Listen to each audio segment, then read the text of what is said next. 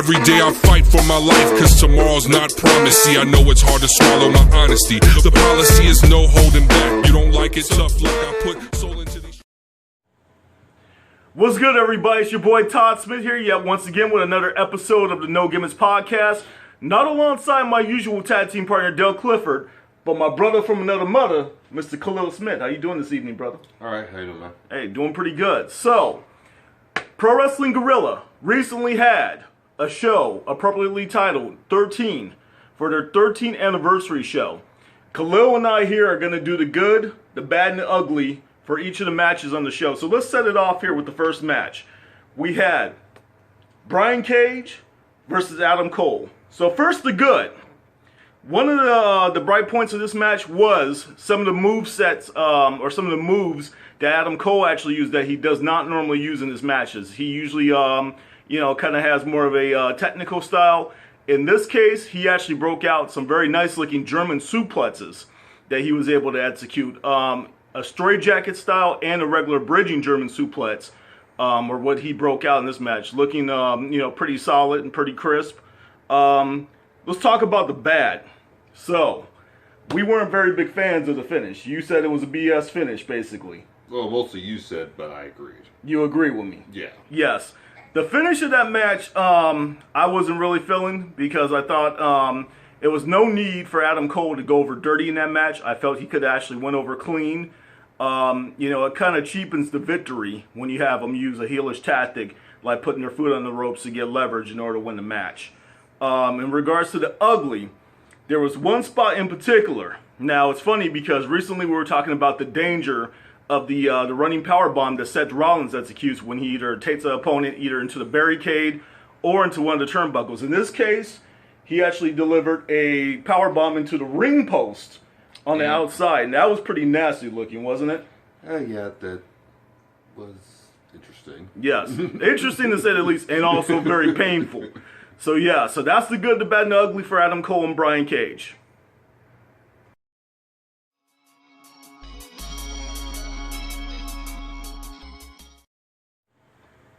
So now we're going to move on to the next match on the 13 card. Let's talk about Roderick Strong versus Timothy Thatcher. So first, the good.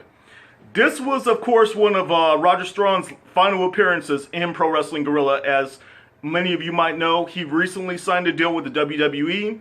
He will be making his way over to NXT, their developmental system, very, very quickly here. Definitely a strong showing out of him. And of course, Timothy Thatcher always brings it. So you get one of his final matches, and it's definitely against a quality opponent. So let's talk about the bad. What was the bad of this match, Khalil? Let me see. The bad was, unfortunately, Roderick Strong went over during this match. Which didn't make a whole lot of sense. Nope, don't really need to. Yeah, don't really need to put over an opponent who's on their way out of the company. And it kind of gave Timothy Thatcher, a lack of momentum kind of going into whatever he's going to be doing next, program-wise. And then the ugly, definitely, they had the spot during the middle of the match where they kind of begin to start exchanging blows. And there was a very nasty-looking chop that Timothy Thatcher took to his head. And then also, he came back at Roderick Strong with a very snug-looking headbutt. I mean, this one made the one that Brian Kendrick recently put on T.J. Perkins look very lightweight.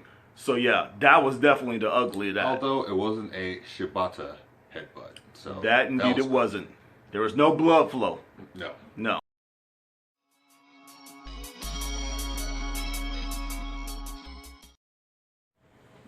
So now we're going to talk about Jeff Cobb, a.k.a. the Monster Matanza of Lucha Underground, taking on Mr. Trevor Lee of TNA Wrestling.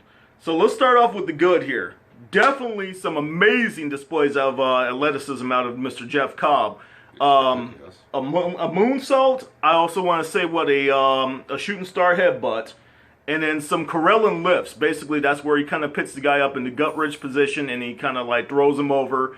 And then he did that about maybe 3 or 4 times in a row on to Trevor Lee. So definitely some good shows of strength out of him and some amazing shows of athleticism, including a plancha, tope con hilo plancha, that Trevor Lee did, where he actually kind of catapulted himself over the top turnbuckle and then over the ring post on the Jeff Cobb who was out there on the floor. So let's talk about the bad.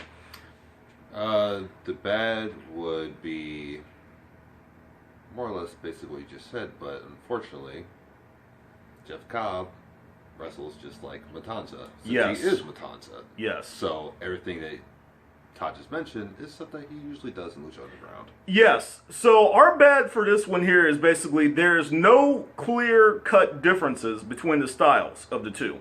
When Jeff Cobb is Jeff Cobb, he's actually known as Mr. Athletic Jeff Cobb. That should be when he actually breaks out all of like the high-flying stuff that he's doing and whatnot. I think he should keep his power game more limited to when he is Matanza over in Lucha Underground. I don't think you should have a guy portraying two different characters wrestling the exact same style. And then let's talk about the ugly. Now, with me having some experience in the ring, I will tell you the hardest part of the ring, which you can take a bump onto, is the ring apron. That is basically steel with very minimal padding that you're taking bumps onto. There was a twist of fate spot.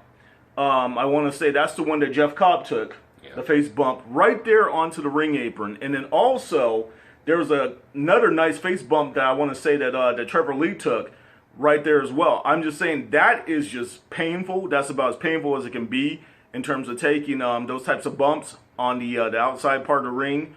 So that was definitely our ugly.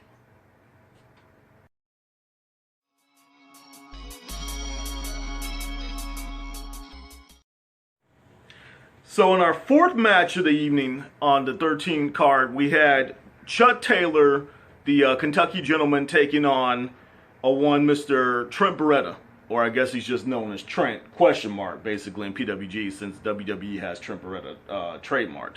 So let's talk about the good. Definitely some good chemistry out of these two. You can tell that these guys have worked together before, and they actually probably are good friends outside the ring, even though they still beat the hell out of each other in this match. So then we go to the bad. What do you think was the bad here, Khalil? The bad was probably... There's a bit of a dichotomy, I think. You know, kind of like the mixture of the goofiness.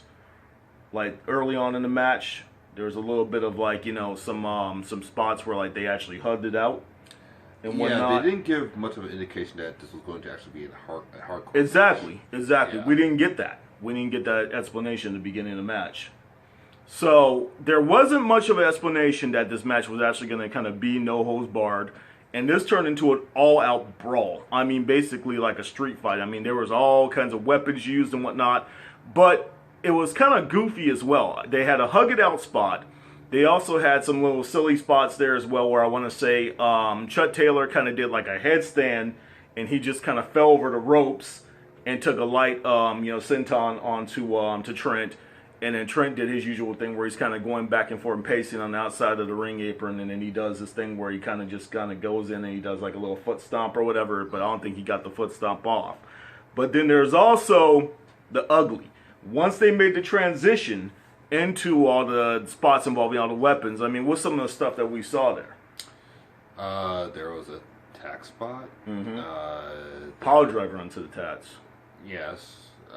Pile driver onto 4 chairs on the outside of the ring. Which looked fun. For Yeah. the individual who took that. What else do we have here? I want to say there was a spot involving a ladder too, right? Yes. Yes.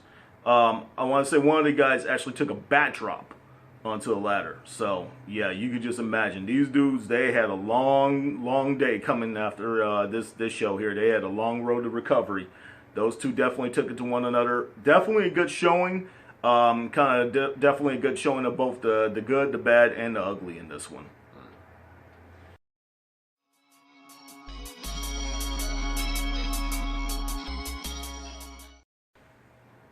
So now we get to the bizarre part of the program of PWG's 13 Blu-ray.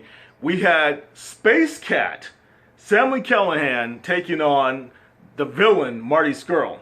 These two guys are characters, okay? So we had Sammy Callahan doing this whole gimmick where basically he came out with wearing a cat's head, a mask, and he's clawing at his opponent, and he's scratching behind his ears and all that crazy stuff. And then Martys Girl, you know, he's kind of, I guess, patterned after the Penguin to a certain extent. He's just Mark Scroll to me. All right. So, in any case here, let's talk about the good, the bad, and the ugly of this match here. So, the good, we saw a brainbuster spot transition to a chicken wing done by Martys girl, which was done very well. Also, the one thing here I begin to realize is Sami Callihan is a very underrated talent. When he was in NXT as, I want to say his name was Solomon Crow. Yes. He had kind of like a hacker kind of thing going for him. I wasn't feeling it. But the more I've watched him in PWG, I'm really saying WWE really missed the boat on this guy. And I think he would have been a perfect fit for that new stable that they have coming up called Sanity. That's going to feature Eric Young and a couple other talents down there in NXT. So then let's get to the bad. So now, what did you feel was the bad of this match, Khalil? The cat gimmick didn't really work. Okay. Okay. He could have done without it. He could just showcase his skills and not really have the gimmick, and it would still worked. It kind of served as a bit of a distraction, right? Because, yeah, this was more of an opportunity for Sami Callihan to show off his skills in the ring. I think the fans were really into the gimmick, so it was effective in that, way. But, yeah, I just don't think it was quite needed here. And then let's talk about the ugly. There was a rolling senton spot that took place on the outside of the ring. And Sami did not quite get all of it, did he? Yeah, that old gag. He didn't quite get all of it, Yeah, which usually means he got more to the floor yeah. than he did of his opponent. Yes, and that was quite ugly, I must say.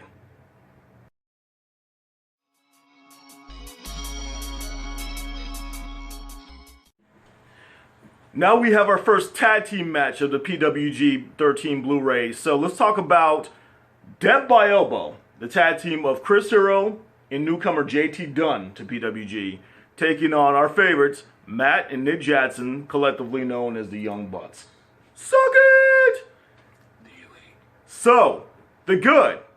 There was a couple of nice little jabs that Chris Hero, I'm not talking about verbal jabs, I'm talking about psh, psh, where he just absolutely tagged both of the Young Bucks. And then also, nice showing out of JT Dunn. The newcomer actually had a very, very nice showing. He's showing some good chemistry of working alongside of veteran Chris Hero. And then also, you always get all the innovative and all the gimmicks and all the craziness of the Young Bucks. So never a dull moment with those guys. Now let's talk about the bad, Khalil. Ooh, boy, it's a bad. That finish. Yeah. Oof. Yeah, I don't know. That I don't know about that finish, man. backslide, man. You have a hard-hitting tag team like Death by Elbow. You have a very innovative, energetic, and athletic tag team like the Young Bucks.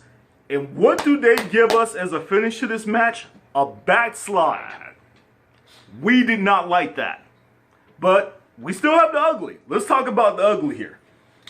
Ooh, the ugly was a doomsday device onto the floor. Yes. Now, we're not talking about the traditional doomsday device like the Legion of Doom used to use with the clothesline, right? We're talking about a super kick version of the the doomsday device, where JT Dunn literally took a full somersault and practically landed on his head on the floor. UGLY, you don't have no alibi. That was ugly.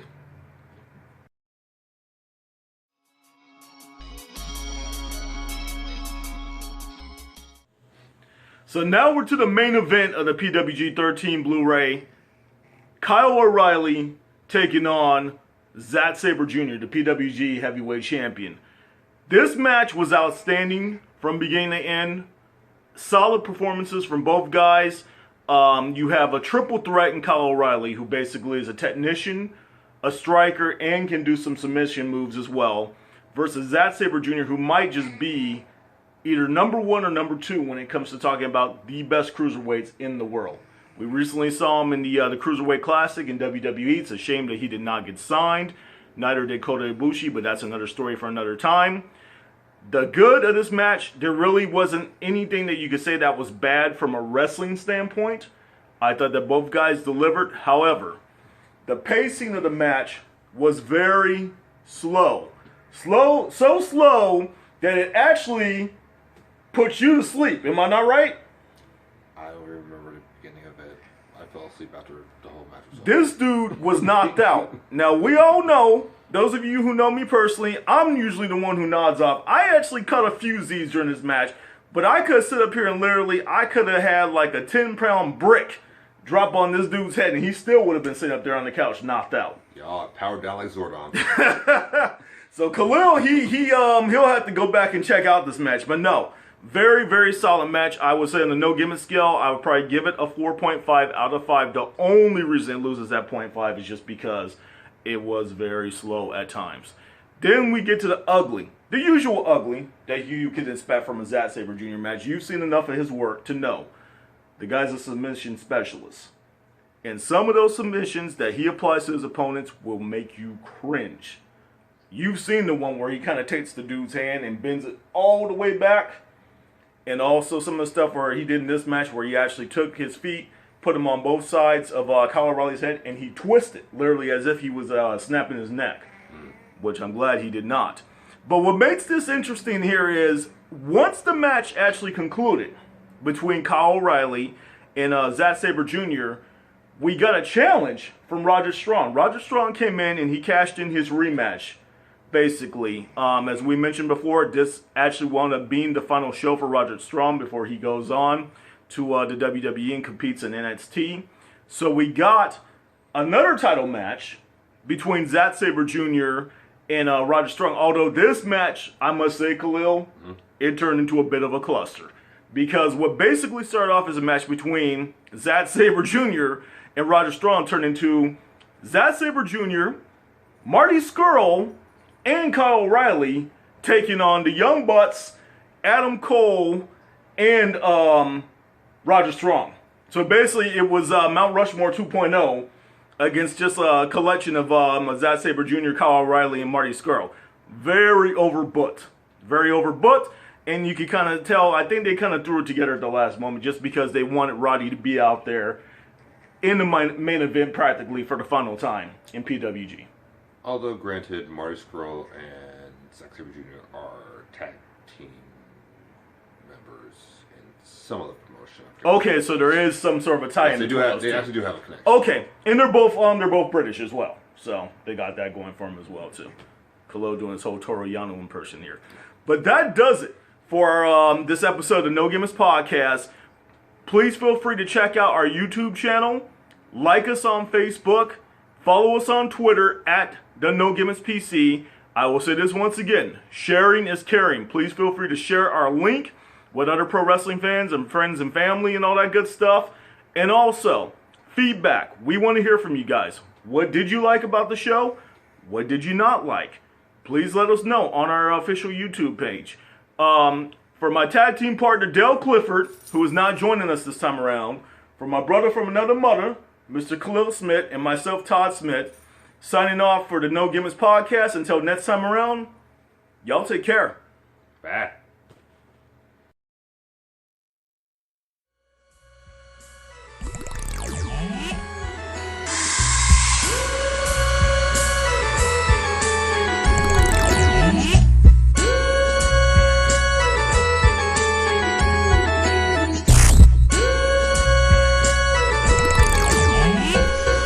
Gray hair started showing up at the age of 26. Probably from stressing over items on my bucket list. Nothing gets easier. Waking up is hard to do.